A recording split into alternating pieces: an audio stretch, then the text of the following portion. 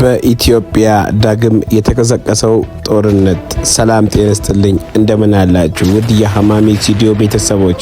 ይሄ ሐማሜ ስቱዲዮ ነው። ዛሬ በተሰማ መረጃ በሸሪራና በኢትዮ ሱዳን ድንበር አካባቢ ከባድ ውጊያ መቀስቀሱን ሰምተናል። ከተለያዩ የመረጃ ምንጮች እንደተጠቆመው ዛሬ ቅዳሜ ሐምሌ 25 ቀን 2018 ዓ.ም ከእኩለ ሌሊትና ከንጋቱ 11 ሰዓት ከ45 ጀምሮ በወልቃይት ጠገዴ ሰቲት ሁመራ ዞን በኢትዮ ሱዳን ድንበር አካባቢ ከፍተኛ ውጊያ ተደርጓል።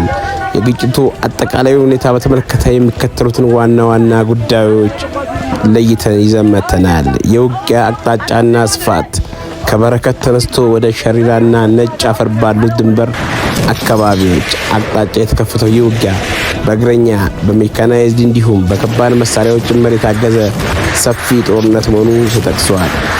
ተፋላሚ ኃይሎቹም በኢትዮጵያ መከላከያ ሰራዊትና በስፍራው የሚንቀሳቀሱ የትግራይ ኃይሎች መካከል መሆኑ እየታወቀ ሲሆን በተለይም ሸሪራና አካባቢው አርሚ 7 በመባል የሚታወቀው የትግራይ ሰራዊት ይንቀሳቀስበታል ተብሎ ይታመናል። ምንጮች እንደሚያነሱት ይህ ጦርነት በቅርቡ በተለያዩ የትግራይ ከተሞች በህወሓት ከፍተኛ አመራሮች ሲመራ የቆየውንና ጦርነት ቀስቃሽ ይዘት ያላቸው መፈክሮች ያስተጋቡትን ህዝባዊ ኮንፈረንስ መጠናቀቅ ተከትሎ እየተቀሰቀሰ ሊሆን እንደሚችል ተገምቷል። ደርግን ያህል ግዙፍ ኃይል ኮን ያፈርስ ከሁሉም ገጥሜ አሸንፋለሁ ብሎ የተነሳን አሁን ደግሞ አቅሙ ይታወቃል። የሳስባት አይደለም ያለ 5 ሰነፎች ሙሉ ህዝብ በተደጋጋሚ ለጦርነት የሚዳረጉበት ሁኔታ መክተም ይችላል። 5 ሰነፎች ስሜታቸው በአንድ ወይ በሌላ መልኩ መቆጣጠር ባቃታቸው ቁጥር ህዝብን ለአደጋ የሚዳረጉበት ሁኔታ ማክተም ይችላል። ይሄ ግድ ይላል። አሁንም በወጣቱ ህይወት በወጣቱ ቀጣይነት ላይ ወሳኝ ሚና አለን ብለው የሚያስቡ 5 ወይ 7 ሰነፎች በትግራይ ህዝብ ጣፈንታ ላይ የሚወስኑበት እድል ማቆም መቻል አለበት።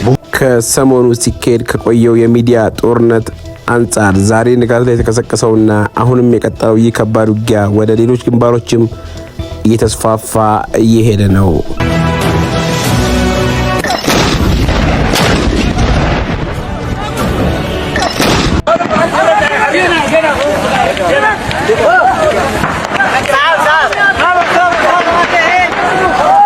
በሸረሪና ግንባር የተወሰደው የአጸፋ እርምጃና ዝርዝር ውጤት እንደሚከተለው ደርሶናል። የህወሓት ታጣቂዎች በሸረሪና ግንባር የከፈቱት ማጥቃት ተከትሎ በተወሰደ የተጠናከረ አጸፋ እርምጃ በዛሬው ዕለት ከፍተኛ ሰብአዊና ቁሳዊ ኪሳራ ማስተናገዳቸው መረጃዎች እየወጡ ይገኛሉ። በውጊያው የተገኘው ዝርዝር ውጤት እንደሚከተለው ቀርቧል። አንድ የሰብአዊ ኪሳራና ምርኮ በግንባሩ የተወሰደው እርምጃ በቡድኑ ታጣቂዎች ላይ ከባድ ኪሳራ ደርሷል።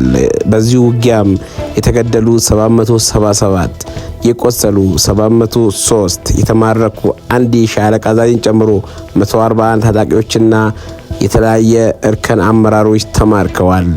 በዚህ በትንሽ ሰዓት በፈጀው ውጊያ ብቻ ይሄ ሁሉ ሰው መርገፉ የሚያሳዝን ነው።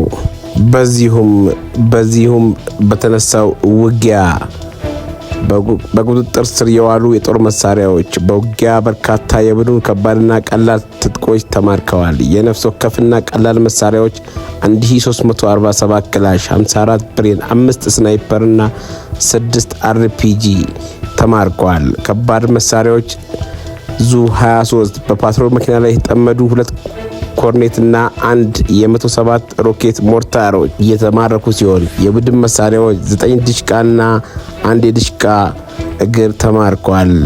የመገናኛ መሳሪያ 183 ሬዲዮ የተማረከ ሲሆን 2 ኦራል የጭነት መኪና፣ 2 ፓትሮል፣ 2 ጄኔሬተሮች ተማርከዋል። ብዙዎቹ ደግሞ በድሮን ዶጋመድ ሆነዋል።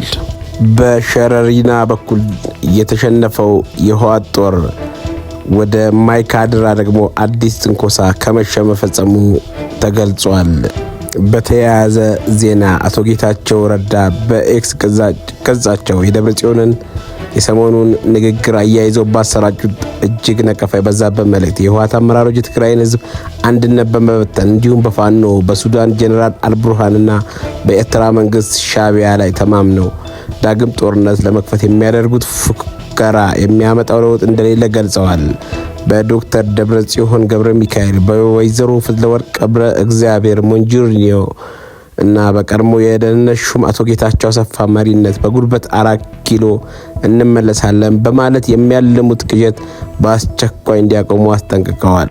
ከፌዴራል መንግስቱ ጋር በቅርበት እየሰሩ የሚገኙት አቶ ጌታቸው ረዳ የትግራይ ሰራዊት ከምንም በላይ የህዝቡን ደህንነት እንዲያስቀድም ጥሪ አቅርበዋል። የሰራዊቱ ዋነኛ ትኩረት የትግራይ ህዝብ ሰላምና ህልውና እንጂ በጣት የሚቆጠሩ ወንጀለኞች ህልውና ሊሆን እንደማይገባው አጽንኦት ሰጥተዋል። አቅም እያለ የህዝቡን ህልውና ጥያቄዎች መመለስ የሚቻለው በሰላማዊ መንገድ ብቻ መሆኑን በማስገንዘብ ሰራዊቱ በህይወቱና በአካሉ ላይ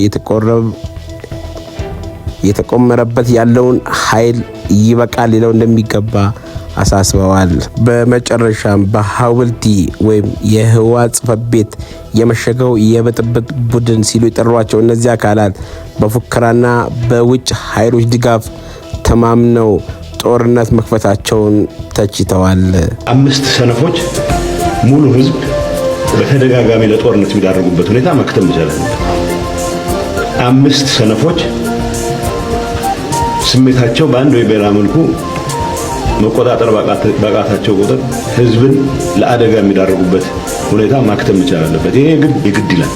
አሁንም በወጣቱ ህይወት በወጣቱ ቀጣይነት ላይ ወሳኝ ሚና አለን ብለው የሚያስቡ 5 ወይ 7 ሰነፎች በትግራይ ህዝብ ጣፈንታ ላይ የሚወስኑበት እድል ማቆም መቻል አለበት። በሆነ አጋጣሚ ፖለቲካል ኮሪደር ስለተገኙ ብቻ የትግራይን ህዝብ ወደ ፈለጉት ማጥ የማስገባት መብት አለን በሚሉ ሰዎች ብቻ የትግራይ ህዝብ የትግራይ ወጣት ጣፈንታ መወሰን እንደማይችል የምናሳይበት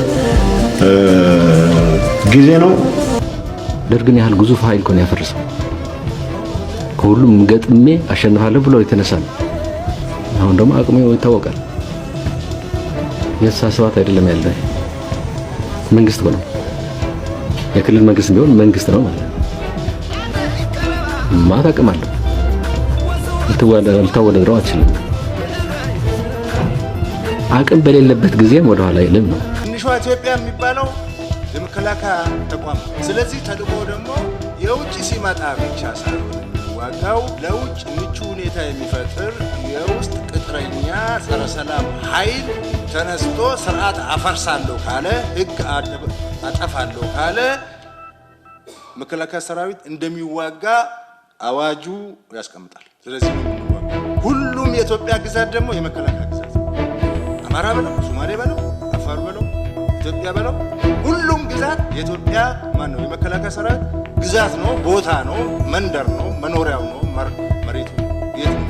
የሐማሜ ስቱዲዮ ነው። ሰብስክራይብ፣ ላይክ፣ ሼር ማድረግ እንዳይረሳ። ሰላም ለሀገራችን። صباحي بحر سحابتي توصل لحد